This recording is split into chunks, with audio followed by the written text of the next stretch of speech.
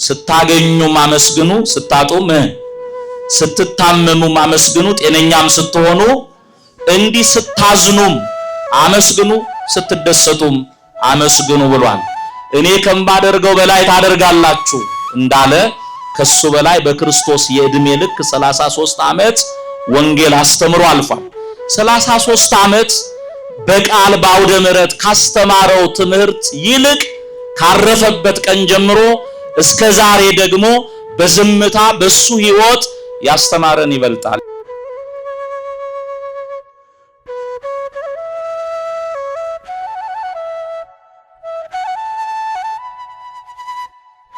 ጥቂት መልእክቶች አሉኝ። ለሁለቱ መልእክቶቼ መጽሐፍ ቅዱሳዊ ጥቅስ እጠቀማለሁ። የመጀመሪያው በሁሉ አመስግኑ የሚል ነው። እስቲ በሉ። እናታችንም ቤተሰቡም በጣም በመምህር ማለፍ ልባችሁ ያዘነ ሁሉ ልትሰሙት የሚገባ መልእክት ነው። በሁሉ አመስግኑ በሉ። አንደኛ ተሰሎንቄ ምዕራፍ 5 ቁጥር 17 ላይ የተጻፈ ኃይለ ቃል ነው። ይህንን ቃል ቅዱስ ጳውሎስ ተናግሮታል። እኛ ምስጋና የለመድነው አተን ከሆነ ስናገኝ፣ አዝነን ከሆነ ስንጽናና፣ ታመን ከሆነ ስንፈወስ፣ ብቻ መልካም የምንለው ጥሩ ብለን የምናስበው ነገር ሲደረግልን ነው የምናመሰግነው።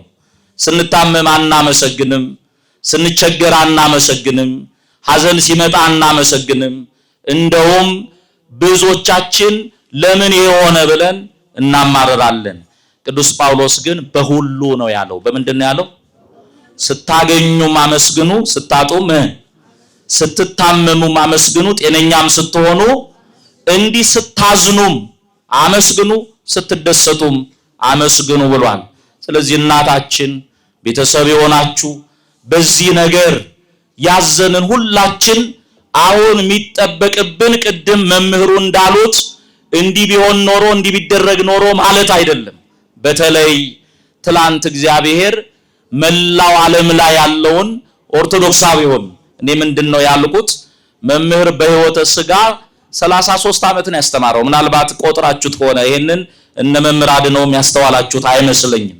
የሕይወት ታሪኩን ስናጠና እሱን ደግሞ ወሊሶ ያለ የሚያውቁ ሰዎች አሜሪካ ቃለውና እኛን ማስተማር የጀመረው 85 ዓመተ ምህረት ነው ብለውኛል። ከ85 ዓመተ ምህረት ጀምሮ እስካሁን ስትቆጥሩ 33 ዓመት ነው ወንጌል የሰበከው። ክርስቶስ 3 ዓመት ከ3 ወር አስተምሯል። እኔ ከማደርገው በላይ ታደርጋላችሁ እንዳለ ከሱ በላይ በክርስቶስ የዕድሜ ልክ 33 ዓመት ወንጌል አስተምሮ አልፏል።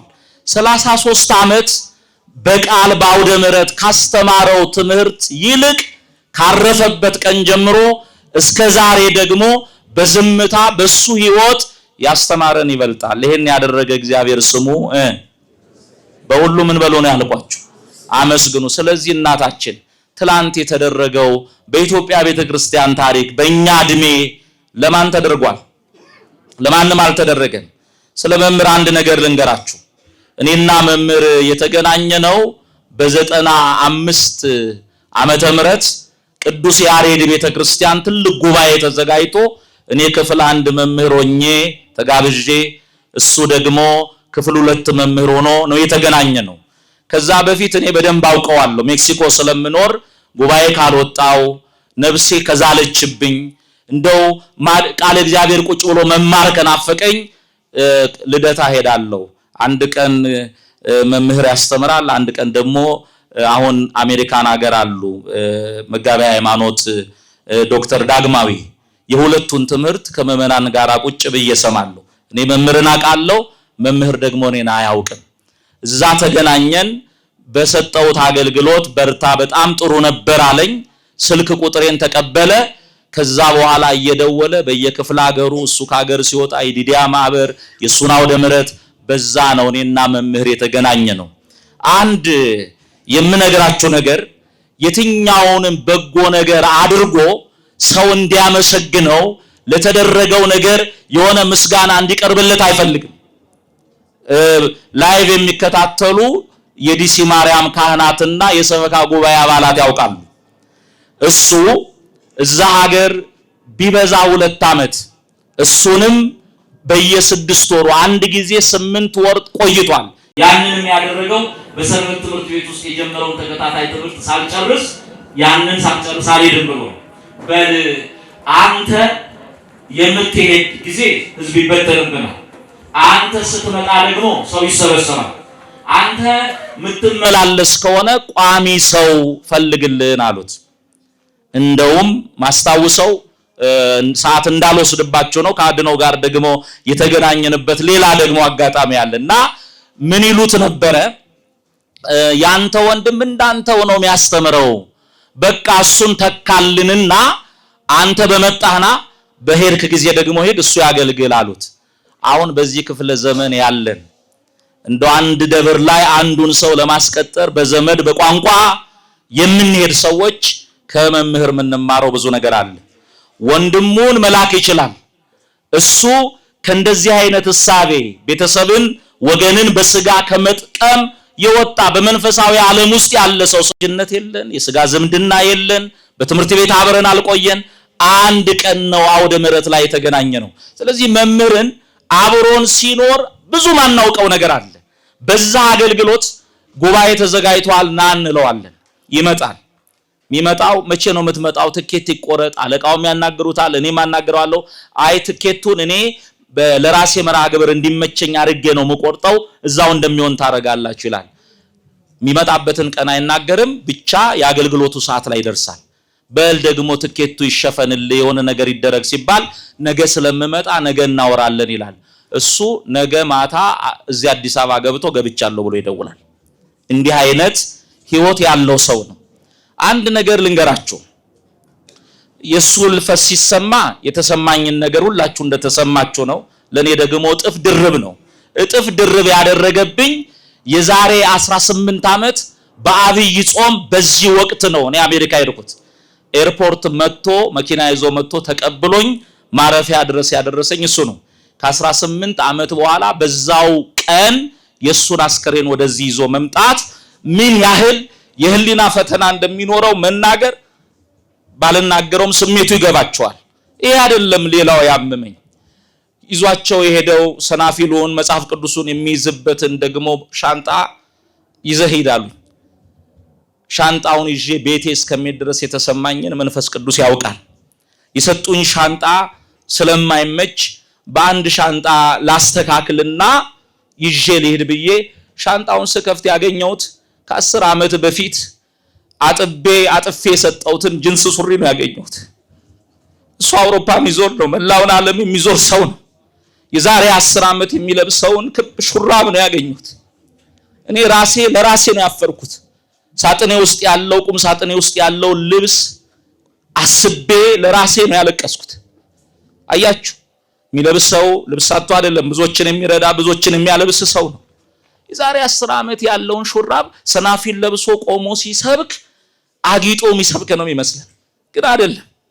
እና እግዚአብሔር ብቻ ሳናቀው ካጠገባችን ሄዷል። አሁን ማለቅ ሰው ቅድም መምህር ያስተማሩትን ትምህርት አሁን በሁሉ አመስግኑ ብዬን የተማርኩትን ትምህርት ለማፍረስ ሳይሆን ገና እኛ ክርስትናው እንዳልገባን እኔ የሱን ህይወት ሳይ ገና ብዙ የሚቀረኝ ነገር እንዳለ ነው የተረዳሁት። በእውነት የወንድማችን በረከቱ ይድረሰን እና ትላንት በተደረገለት ነገር ብቻ ቤተሰቡም እኔም ሁላችንም አመስግነን ልንኖር ነው የሚገባን። ሳስለወሰድኩ በጣም ይቅርታ ጠይቃለሁ፣ አስፈቅጄ ስለጀመርኩ ማለት ነው። ሁለተኛው እዚህ ለተሰበሰብ ነው እኔን ጨምሮ በመቅደሱ ላለን ለሁላችንም መልእክት የሚሆነው ተዘጋጅተን እንኖር። የማቴዎስ ወንጌል ምዕራፍ 24 ቁጥር 43 ጀምሮ ካልተሳሳትኩ የሰው ልጅ የሚመጣበት ሰዓት አይታወቅምና ተዘጋጅታችሁ ኑሩ። እስቲ በሉኝ፣ ተዘጋጅታችሁ ምን በሉ? አሁን መምህር ተዘጋጅቶ የሄደ መሆኑን በተግባሩ እያየን ነው። እንዲህ አይነት ጥሪ ለኔና ለእናንተ ይመጣል። የዚህ ዓለም ነገር የሚያጓጓን ሰዎች ጥቂት ነገር አስረግጬ ልንገራቸው። ሰው በሁለት የዝግጅት ዓለም ውስጥ ይቆያል። በስንት የምን ዓለም ነው ያልኳችሁ? የዝግጅት ዓለም። በሶስተኛው የመቆያ ስፍራ ይቆይና በአራተኛው ዘላለማዊ መኖሪያው ይኖራል።